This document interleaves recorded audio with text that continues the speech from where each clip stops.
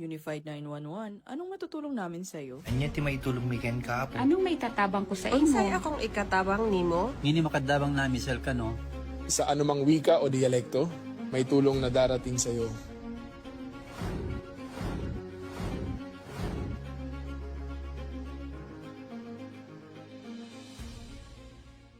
Lilingkod sa bawat Pilipino at magbibigay ng tamang impormasyon para sa tahimik at maayos na Pilipinas. Police News Network, alagad ng batas, tagapagtaguyod ng balitang pulis, sandigan ng mamamayan, patnubay ng katotohanan.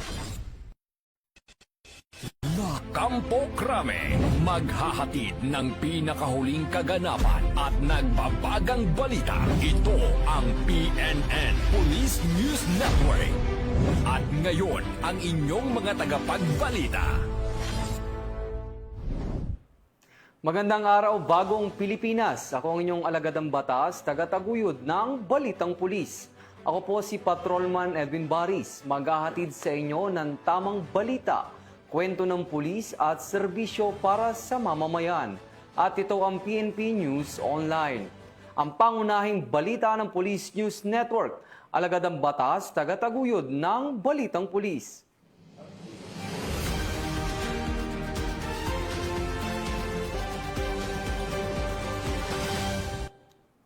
Narito ang mga balitang hatid ng ating PNN correspondents mula sa iba't ibang panig ng bansa.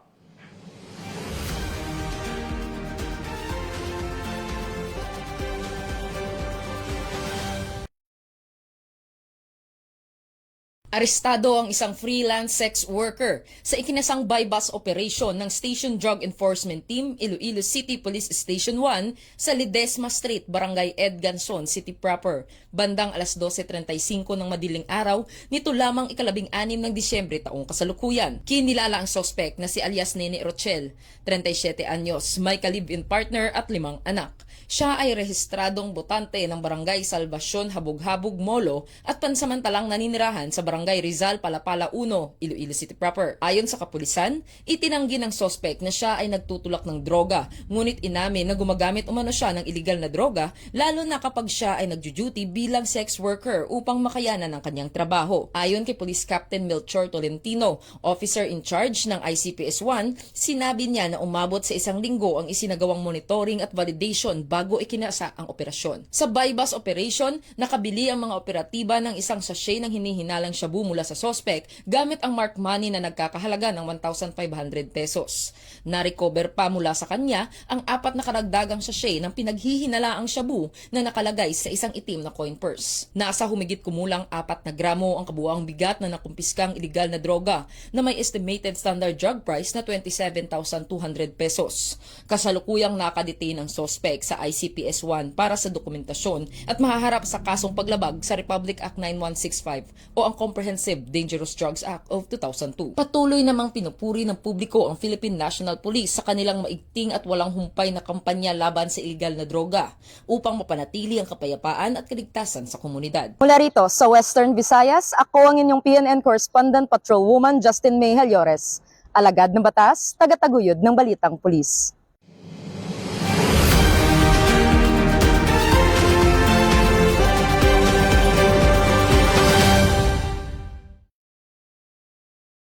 Bilang bahagi ng diwa ng pagbibigayan ngayong Kapaskuhan at sa patuloy na pagsusulong ng mga programang pangkomunidad ng Philippine National Police, matagumpay na isinagawa ng PNP Academy Alumni Association Incorporation Cagayan Chapter ang pamaskong handog para sa mga mag-aaral ng Liwan Elementary School Rizal, Cagayan nito lamang ika-15 ng Disyembre taong kasalukuyan.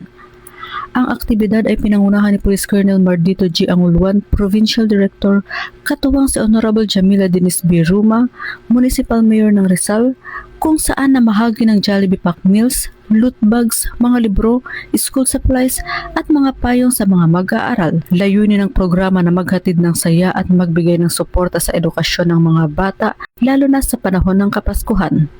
Isinagawa ang aktibidad bilang bahagi at suporta sa mga advokasya ng PNP na Project Assist, School Care at ETNEB Challenge ng First Cagayan PMFC sa pangunguna ni Police Major Abdel Aziz D. Maximo, Acting Force Commander at isa ring miyembro ng PNPAAI Cagayan Chapter na nakatuon sa pagpapalakas ng ugnayan ng pulisya at komunidad, pangangalaga sa kapakanan ng kabataan at patuloy na pagtataguyod ng malasakit, disiplina at serbisyong makatao. Ang naturang pamaskong handog ay patunay ng patuloy na malasakit at pakikiisa ng PNPAAI Cagayan Chapter, katuwang ang lokal na pamahalaan sa kapakanan ng kabataan at sa pagsusulong ng edukasyon, bayanihan at pangmatagalang kapayapaan sa komunidad. Mula dito sa Lambak ng Cagayan, ako ang inyong PNN correspondent, Patrolwoman Balyada, alagad ng batas, tagataguyod ng Balitang Pulis.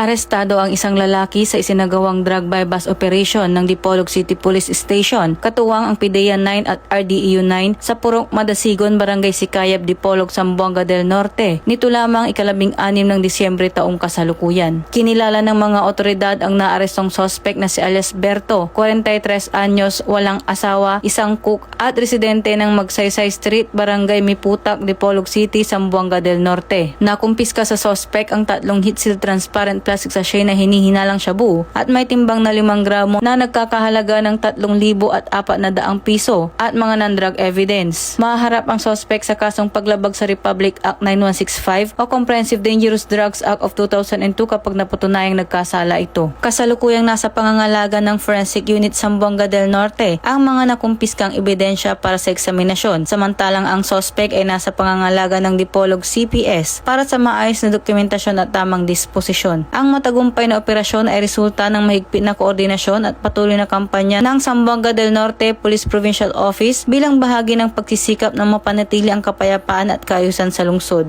Mula dito sa Zamboanga Peninsula, ako ang inyong PNN correspondent, Patrolwoman Luis Mariconde, alagad ng batas, tagataguyod ng Balitang Pulis.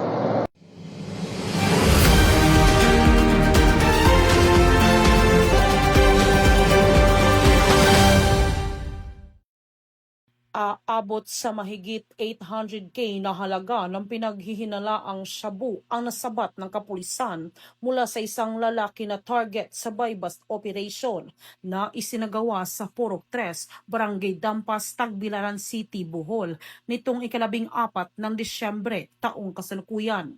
Kinilala ni Police Lieutenant Colonel John Karin Oliver Escobar, Chief of Police ng Tagbilaran City Police Station, Bohol Police Provincial Office, ang suspect na si alias John, 36 anyos, isang welder, kasalukuyang naninirahan sa Sitio Kandait, Barangay Dampas, Tagbilaran City, Bohol. Dakong alas 3:45 ng hapon nang isinagawa ang buy-bust operation ng mga operatiba na naging dahilan sa pagkaaresto sa suspect. Nakuha mula sa suspect ang 2 medium size at 3 large pack ng hinihinalang shabu na nasa 129.9 na gramo at may standard drug price na 883,320 pesos. Bukod sa droga, nakuha din mula sa operasyon ng isang cellphone, motor at buy-bust money.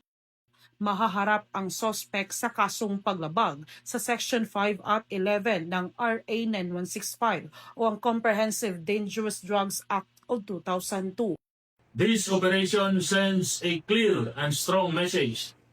Walang puwang ang iligal na droga sa Tagbilaran City sa ilalim ng kasalukuyang pamunuan. Mas pinaigting natin ang kampanya laban sa iligal na droga, hindi lang sa pamamagitan ng operasyon, kundi pati na rin sa pakikipagtulungan ng komunidad. Mula dito sa Bohol Police Provincial Office, ako yung Police News Network Correspondent, Patrolwoman Nikia Cañedo, alagad ng batas, tagataguyod ng Balitang Pulis.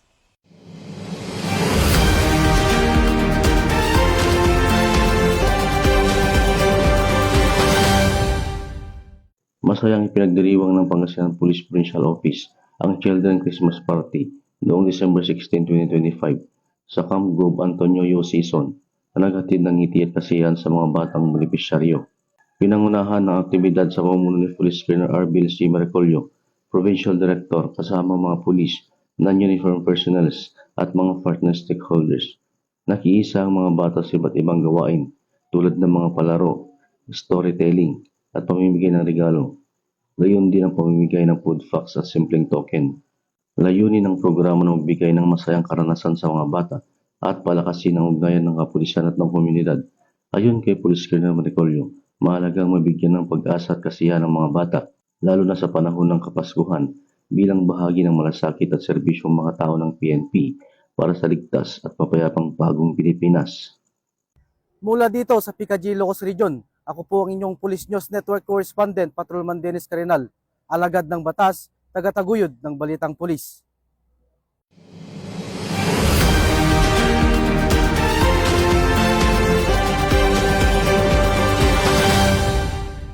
At yan ang iniulat ng ating PNN correspondent mula Luzon, Visayas at Mindanao. Sa ngalan ng pamunuan ng Philippine National Police, sa pangunguna ni Acting Chief PNP Police Lieutenant General Jose Melencio Nartates Jr.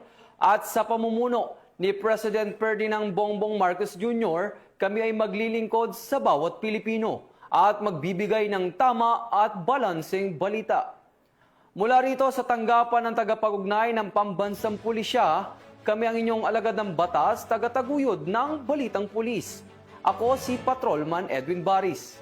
Maghahatid ng tamang balita, kwento ng pulis at serbisyo para sa mamamayan. At ito ang PNP News Online. Ito ang bagong PNP para sa bagong Pilipinas. Serbisyong mabilis, tapat at nararamdaman.